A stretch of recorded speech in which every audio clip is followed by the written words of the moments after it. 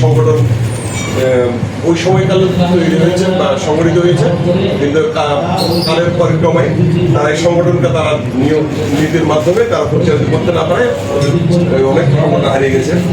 আমরা এই সংগঠনকে অত্যন্ত সফলতা কামনা করছি, যেন বিগত দিনে যেভাবে সংগঠনকে একটি স্বচ্ছতার মাধ্যমে যে সংগঠনটা পরিচালনা করেছে, আগামী দিনে যেন এই সংগঠন এভাবে পরিচালিত হয়। আমরা উপদেষ্টা প্রণালীর আসলে আপনাদেরকে আমাদের যে কোনো পরামর্শের জন্য আপনারা সংগঠনের মূল কারণ হচ্ছেন আপনারা যারা সংগঠনের পরিচালনা করছেন। আমরা যারা এখানে সুখ সুবিধা সবাই এক বাক্যে আমরা স্বীকার করে নিচ্ছি, এই পর্যন্ত আপনাদের সংগঠন সুন্দরভাবে পরিচালিত হয়েছে।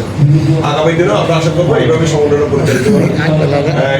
একটি বিষয়ের ব্যাপারে একটা কথা বলছেন রাজা ভাই, উপদেষ্টা বলেছেন রাজনৈতিক আমাদের মতভেদ থাকতে পারে, আমরা এক এলাকার বাসিন্দা, আমরা এক সমাজ, পাশাপাশি এক পরিবার না হলেও পাশাপাশি পরিবার আত্মীয় স্বজন বন্ধন আমরা আবদ্ধ।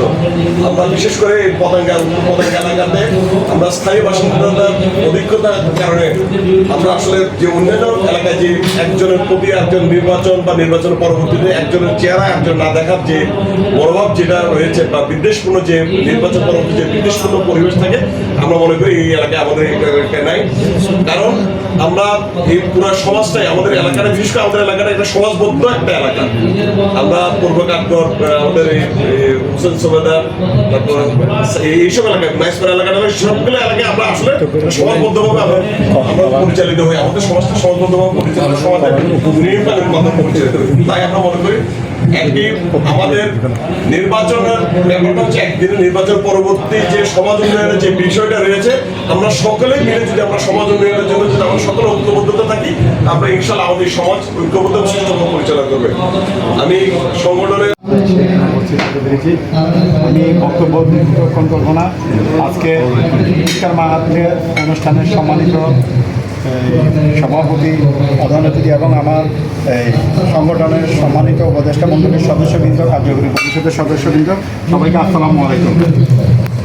সবাইকে অত্যন্ত আন্তরিকভাবে ধন্যবাদ জ্ঞাপন করতেছি যে আজকে অনেকদিন পর আমি সেভাবে চেয়েছিলাম, মানে আল্লাহর রহমতে আমাদের কার্যকরী পরিষদের সদস্য এবং আমাদের আরও কয়েকজন উপদেষ্টা মণ্ডলীর সদস্য হয়তো উপস্থিত থাকতে পারে না, কিন্তু মেজরিটি আছে, সেই জন্য আমি আপনাদেরকে আন্তরিকভাবে ধন্যবাদ জ্ঞাপন করতেছি। আর বিশেষ কিছু বলবো না, এখন ইফতারের শেষ মুহূর্ত, আপনারা দয়া করে